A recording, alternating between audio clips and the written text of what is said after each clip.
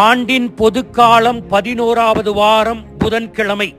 நற்செய்தி பகுதி மத்தேயு பிரிவு 6 அருள்வாக்குகள் 1 தொடக்கம் 6 வரை, மீண்டும் 16 தொடக்கம் 18 வரை.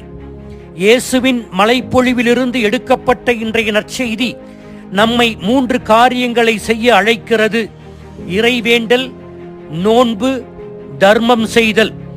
இந்த 3ம் யூதர்கள் கடைபிடித்து வந்த ஆன்மீக தூண்கள் என்று சொல்லப்படுகிறது.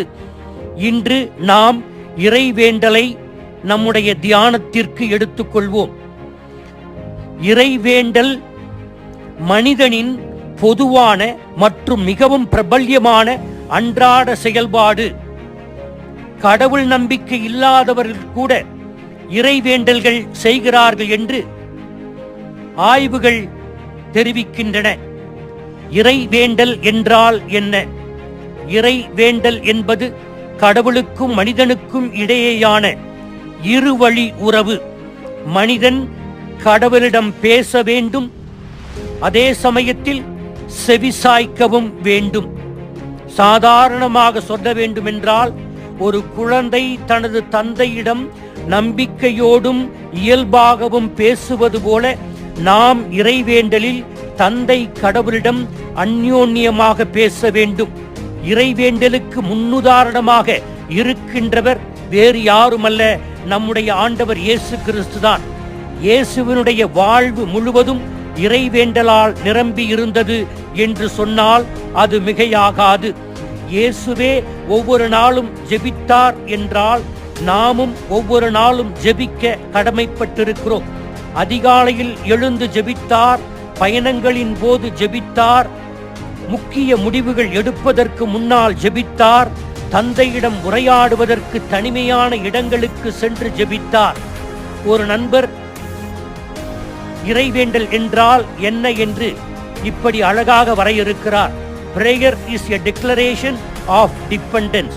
கடவுளிடம் முழுமையாக சார்ந்து இருக்கிறோம் என்பதுதான் இறைவேண்டல் என்று அந்த நண்பர் சொன்னார். இறைவேண்டல் இல்லாவிட்டால் நாம் சக்தியற்றவர்களாகி விடுகிறோம். வாழ்க்கையில் நாம் விரும்புகின்றபடி வாழ்க்கை செல்லுகின்ற போது நாம் கடவுளை நினைப்பதும் இல்லை, இறைவேண்டலில் ஈடுபடுவதும் இல்லை. ஆனால் வாழ்க்கையில் ஏதோ ஒரு சிக்கல் ஏற்படுகின்ற போது உடனே ஜெபிக்கிறோம். நாம் அவசர காலங்களில் மட்டும் இறைவனை வேண்டாமல், இறைவேண்டல் இயேசுவை போல நமது வாழ்வு முறையாக வேண்டும். இறைவேண்டல் என்பதற்கு சூத்திரம் எதுவும் இல்லை, வெறுமனே கடவுளிடம் இதயத்திலிருந்து உரையாடுவது. இதிலே 4 பகுதிகள் இருக்கலாம் இறைவேண்டலில். Acts. A stands for adoration, C stands for confession, T stands for thanksgiving, S stands for supplication. எனவே முதலில் கடவுளை ஆராதிக்க அவருக்கு புகழ்ச்சி கீதம் பாட வேண்டும். இரண்டாவது, நம்முடைய பாவ நிலையை கடவுளுக்கு முன்னால் இருந்து ஏற்றுக்கொண்டு அறிக்கையிட வேண்டும். மூன்றாவது, நாம் கடவுளுக்கு நன்றியுள்ளவர்களாக நம்முடைய குடும்பம் நாம் எப்படி இருக்கிறோம் என்பதை வைத்து நன்றி சொல்ல வேண்டும்.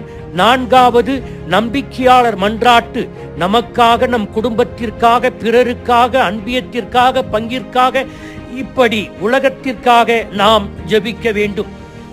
எப்படி ஜெபிக்க வேண்டும்? விசுவாசத்தோடு ஜெபிக்க வேண்டும்.